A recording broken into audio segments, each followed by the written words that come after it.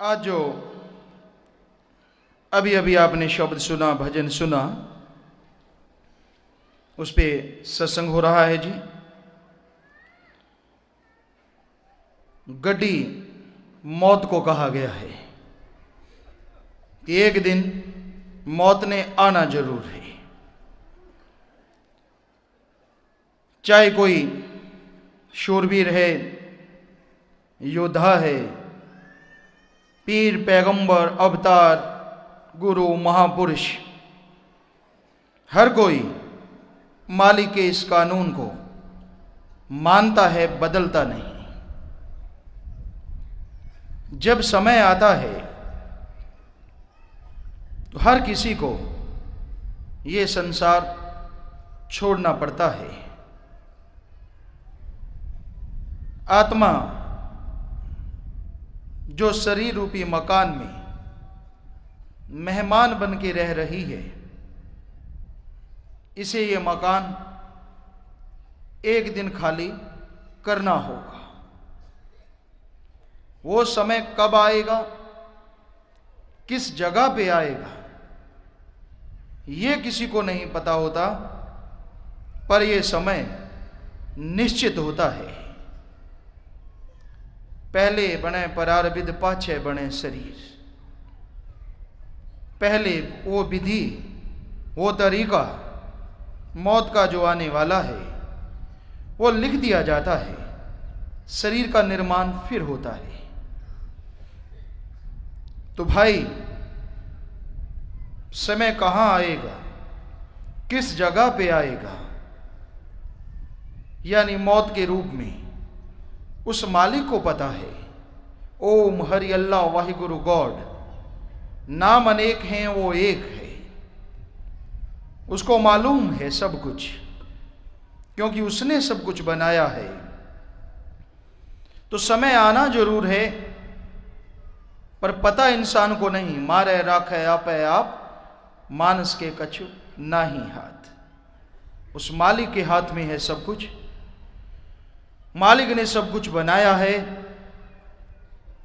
वो बनाता है, जन्म देता है, और समय अनुसार वापस बुला भी लेता है।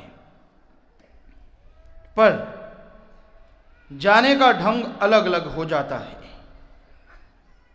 जो मालिक को याद करते हैं, उस मालिक की भक्ति, इबादत, सच्ची याद में समय लगाते हैं, नाम का सुमरन करते हैं, कलमा सच्चे दिल से अदा करते हैं,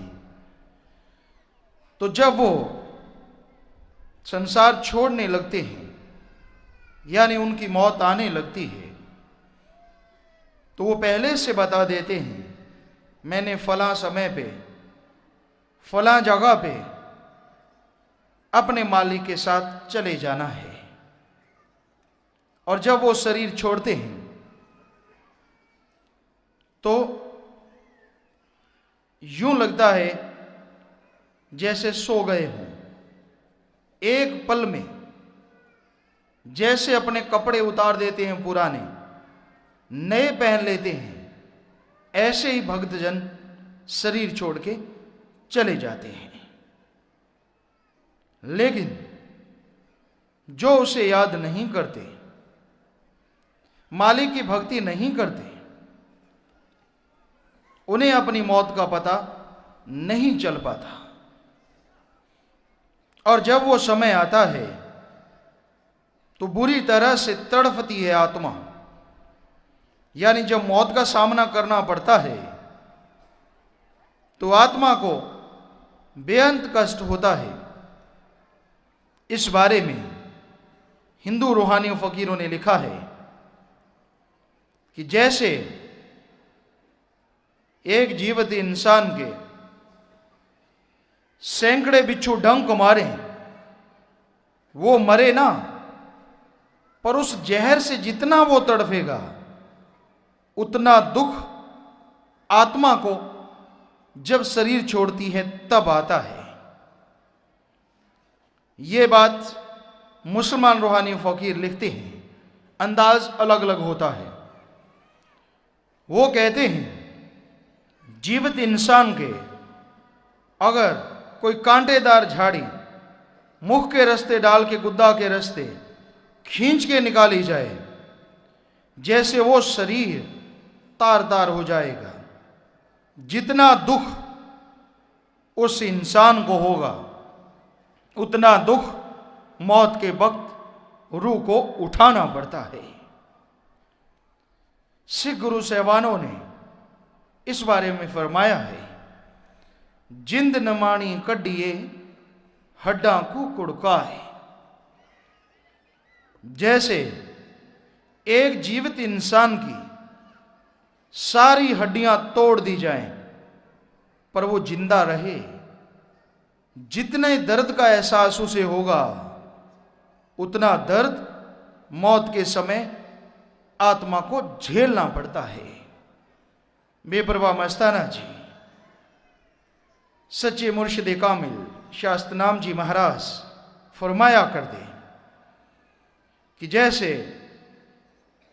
कोई रेशमी कपड़ा है, तिल्ले से कढ़ाई की गई हो और उसके ऊपर कांटेदार झाड़ी रख के खींच दें, जैसे वो कपड़ा, वो तिल्ला तार तार हो जाता है, वैसे हशर आत्मा का, रूह का होता है, शरीर का होता है। तो सारे धर्मों में इस बात पे सहमति है कि जो मालिक की याद नहीं करते, इबादत भक्ति नहीं करते, उन्हें बहुत तड़फना पड़ता है। आत्मा बहुत दुख पाती है। कई बार शरीर शांत लगता है, लेकिन वो इंसान बोलता नहीं। मौत के वक्त वो, क्योंकि आत्मा तड़प रही होती है, वो चुप है, दुख सहन नहीं हो पाता, पर फिर वो अंदर ही अंदर तड़प रहा है। पर ज्यादातर तो चिल्लाते हुए मिलेंगे, बड़ी भयानक सी आवाज निकलती है। तो भाई, जो मालिक को याद नहीं करते, क्या हशर होता है। जीते जी भी बिना सहारे के जीते हैं, और जब मौत आती है बेअंत दुखों का सामना करना पड़ता है। दूसरी तरफ जो मालिक को याद करते रहते हैं, अपना कार्य भी करते हैं, वो नहीं छोड़ना जो आपकी ड्यूटी है, वो करते रहिए। घर परिवार में रहिए, बाल बच्चों में रहिए, लेकिन ख्यालों से, विचारों से अपने मालिक ओम हरि अल्लाह वाहिगुरु गॉड को याद करते रहिए। उससे आपका दुनियावी काम भी बेहतर ढंग से चलेगा और मालिक की याद से आत्म बल मिलेगा, जो साइंटिस्ट कहते हैं सफलता की कुंजी है। तो इस तरह से मालिक के नाम के द्वारा इंसान सब सुखों को हासिल कर सकता है। कई बार ऐसा भी होता है कि कोई एक्सीडेंट हो जाता है, दुर्घटना ये से कहते हैं, तो उसमें शरीर छूट जाता है। शरीर कई बार देखने लायक ही नहीं रहता, टुकड़े टुकड़े हो जाते हैं, पर कच्चे उड़ जाते हैं। तो ऐसा क्यों होता है? सब लिखा हुआ है, वो समय बदल नहीं सकता, लेकिन जो शरीर के परकच्चे उड़ गए, अगर उस आत्मा ने अपने मालिक प्रभु की भक्ति की है तो उसको कष्ट नहीं आया और वो आत्मा जन्म मरण में नहीं, मालिक में समा जाती है। शरीर छूटने की विधि चाहे कोई भी हो, कैसी भी हो, इससे कोई फर्क नहीं पड़ता। फर्क पड़ता है क्या आत्मा आवागमन से आजाद हुई कि नहीं।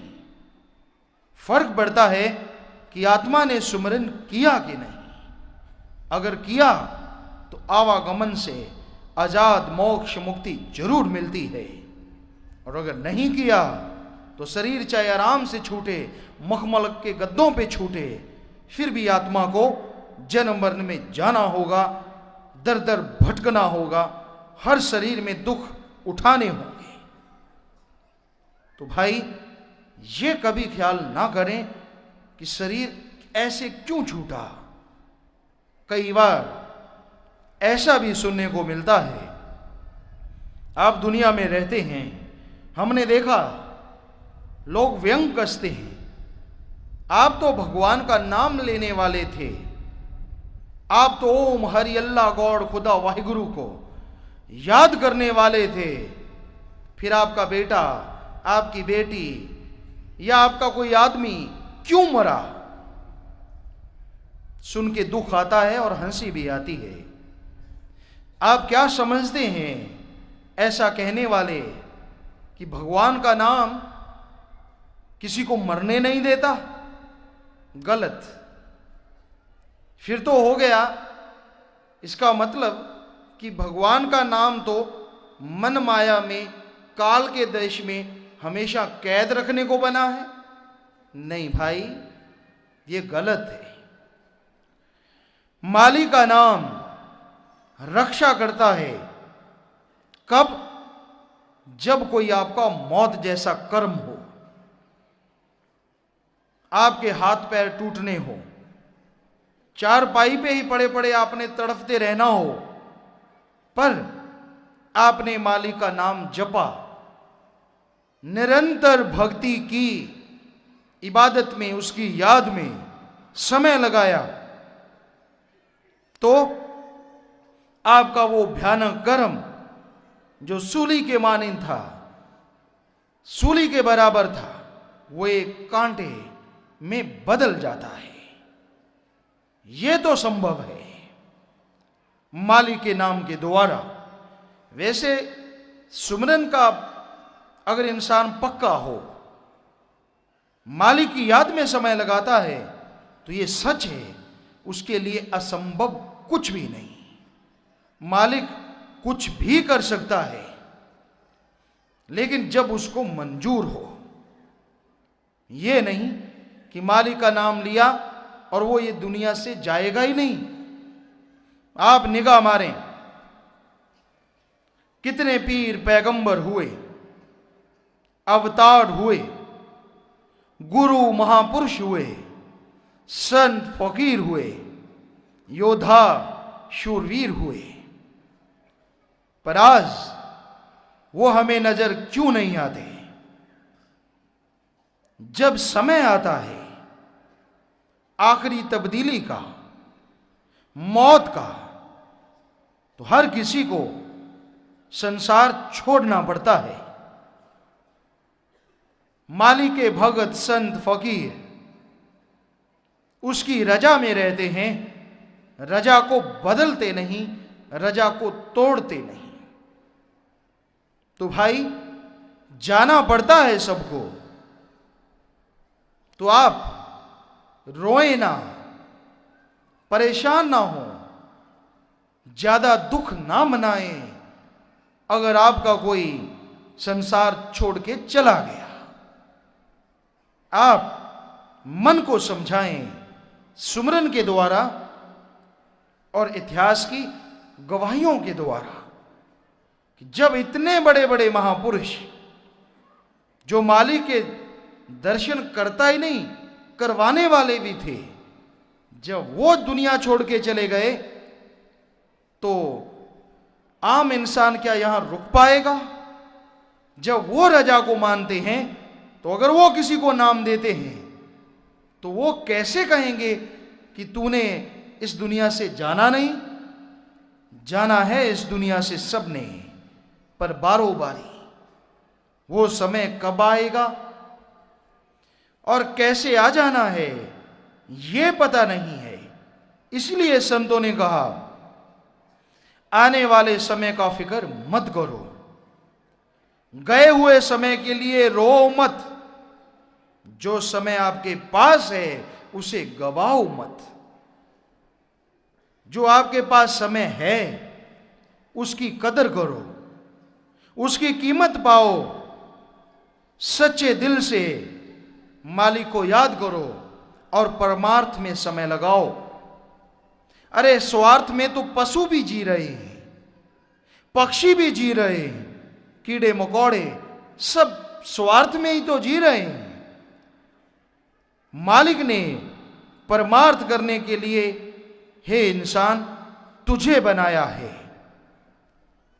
अच्छे नेक कर्म कर, मालिक को याद कर, ताकि यहां भी दोनों जहां की खुशियां हासिल कर सके, और जब ये संसार छोड़ना हो तब भी तू हंसता हुआ जाए, दुनिया तेरे लिए आंसू बहाए कि ये बहुत नेक, बहुत अच्छा फरिश्ता इंसान था।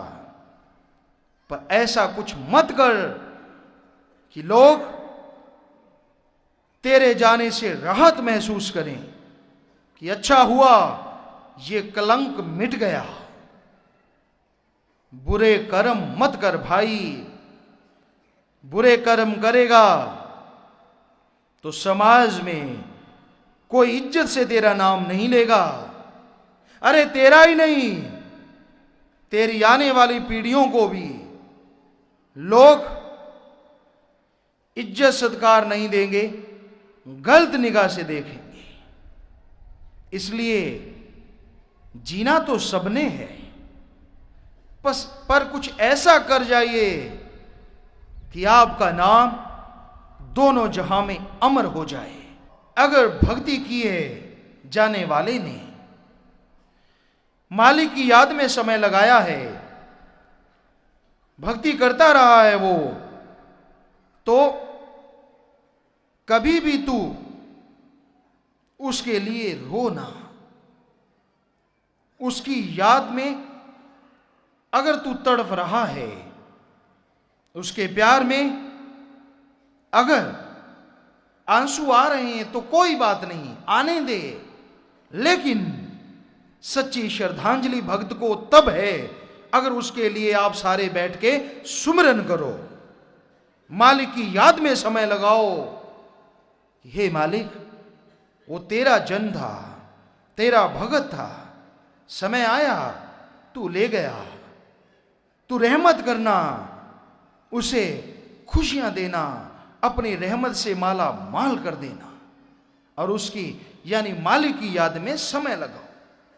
रिश्ते नाते भी आते हैं आपके घर शौक प्रकट करने के लिए, दुख जताने के लिए, तो अगर वो भी मालिक को याद करने वाले हैं तो उनका भी फर्ज है और परिवार का भी फर्ज है, सारे इकट्ठे बैठ के कम से कम आधा पौना घंटा उसकी याद में बिताओ, मालिक की याद में, और उसके लिए सुमरन करो जो शरीर छोड़ के चला गया। तो यकीन मानो आपको भी अंदर से झेलने की ताकत आएगी, शक्ति मिलेगी, और वो आत्मा जो शरीर छोड़ के गई है वो जरूर खुशियां लेगी, मालिक में समा जाएगी। तो भाई जाना सबने है, पर जैसे आपको बताया कि अगर मालिक का नाम लिया जाए, भक्ति इबादत की जाए, तो शरीर कपड़े की तरह उतर जाता है। हजारों सत्संगियों की मिसाल है जिन्होंने बता दिया कि हम इतने बज के इतने मिनट पे शरीर छोड़ेंगे। डॉक्टर साहबानों ने चेकअप किया, कहने लगे बिल्कुल नॉर्मल है, लगता तो नहीं। लेकिन जब वो समय आया, उन्होंने अपने मालिक को याद किया, ऊपर चद्दर ली, और जब डॉक्टर साहबानों ने चेक किया तो शरीर खाली था, कुछ भी नहीं था उनके अंदर। पर यह हर कोई नहीं बता सकता। जो प्रभु की भक्ति सच्चे दिल से करते हैं, जो सच्चे मुर्शिद कामिल से मिल जाते हैं और उसके वचनों पे अमल करते रहते हैं, जिंदगी भर भलाई नेकी करते हैं, नाम जपते हैं, वो जरूर मौत का समय आने से पहले मौत का समय बता जाते हैं। हर कोई नहीं, पर जिसने भी नाम लिया, मालिक को याद किया, वो दुनिया में भटकता नहीं, ये सच है, वो आत्मा भटकेगी नहीं। तो भाई जैसे रेलवे स्टेशन पे लोग इंतजार करते हैं कि गाड़ी आएगी तो चढ़ जाएंगे, तो मौत आएगी जरूर, वो गाड़ी आएगी जरूर। जिन्होंने टिकट कटाई है आराम से सीट पे बैठ जाते हैं, बुकिंग करवाई है तो आराम से लेट जाते हैं। लेकिन बिना टिकट के अगर कोई सवार हो जाता है तो अगर सही बात हो तो वो पकड़ा जाए तो उसे कैद भी होती है और जुर्माना भी। वैसे ही मौत रूपी ट्रेन गाड़ी आएगी, राम नाम की टिकट, अल्लाह की इबादत की टिकट, कलमा, गॉड्स वर्ड्स, शब्द, यानी ये टिकट अगर खरीद रखी है तो आपकी बुकिंग हो गई। आराम से जाएंगे मालिक की गोद में बैठ के। और अगर टिकट नहीं खरीदी है तो भाई इस दुनिया में, यानी दुनियावी गाड़ी में शायद ले दे के काम चल जाए। टिकट नहीं ली तो मुझे 50 रुपए दे दे, तुझे उतार दूंगा, हो सकता है ऐसा हो जाए, होता है। लेकिन उधर मालिक की तरफ 1% भी ऐसा नहीं था। फिर अगर तूने टिकट नहीं कटवाई तो जैसे तूने कर्म किए, जैसा तेरा जीवन रहा, उसके अनुसार तुझे जुर्माना होगा, सजा होगी। और वो सजा यहां दी जाती है, उस जगह का नाम है नरक, दोजक। और अगर अच्छे कर्म किए तो भी थोड़ी बेड़ी बदल जाएगी, बंधन बदल जाएंगे। नरक में वो बंधन लोहे के हैं और स्वर्ग में सोने के मान लो। रहना होगा वहां, खुशी होगी कुछ देर के लिए, लेकिन असली सजा यानी जो कैद है वो खत्म नहीं होगी बिना टिकट वाले की। यानी उसे जन्म मरण में उस आत्मा रूह को भटकना ही होगा, जन्म मरण की कैद में बंदी बन के रहना पड़ेगा। तो इसलिए हे प्राणी, जाना सबने है, पर जाने से पहले आगे का कुछ इंतजाम कर। जब तू मौत रूपी गाड़ी पे सवार हो, तेरे पास टिकट हो, मालिक का नाम हो, उसकी याद हो, ताकि किसी कैद खाने में तुझे कैद ना किया जाए और आत्मा आनंद, खुशियां, लज्जत आगे मालिक के पास ले सके। आखिर में फिर कि मौत अगर आ जाती है तो घबराइएगा नहीं, बल्कि सुमरन कीजिएगा, तेरा भाड़ा मीठा लागे। तिल बढ़े न राई घटे जो लिख दी करतार। तिल के दाने जितनी उम्र बढ़ नहीं सकती, राय के दाने जितनी कम नहीं हो सकती, जितनी उस मालिक ने लिख दी है। तो भाई वो समय अनुसार सबने जाना है। तो बजाय गम के दुख आता है। मोह ममता के जो जंजीरें हैं, तंद हैं, ये बड़े बारीक धागे के समान होते हैं। जब कोई जवान चला जाता है, नौजवान, छोटा या कोई बहुत प्यारा, तो दुख आता है, आंसू आते हैं। हम उनको मना नहीं करते, रोइए, आंसू बहाइए, लेकिन उसके साथ साथ ख्यालों से उसके लिए, अगर आपको सच्चा प्यार है उनसे या था, तो उनके लिए सुमरन करें, मालिक से प्रार्थना, दुआ, अरदास करें, ताकि आपका किया गया सुमरन उस आत्मा की भलाई के काम आए। तो ये आपका सच्चा प्यार या उसके प्रति सच्चा प्यार दर्शाने का एक रास्ता है। तो भाई मौत आती है, आएगी और आती रहेगी। बहाने बदलते हैं, बदलते रहेंगे, लेकिन जो नाम लेवा हैं, भक्त जन होते हैं, उन्हें कभी मौत से घबराना नहीं चाहिए। सुमरन करते रहना चाहिए, नेक कर्म करते रहना चाहिए और मालिक का नाम लेते रहना चाहिए, ताकि इस जन्म में जो कर्म है, संचित कर्म या आपके इस जन्म में जाने अनजाने में हुए पाप कर्म, वो खत्म हो जाएं और आपकी आत्मा पाक पवित्र होके मालिक में समा जाए। इस तरह से आप आनंद खुशियां ले सकते हैं, मौत का सामना कर सकते हैं।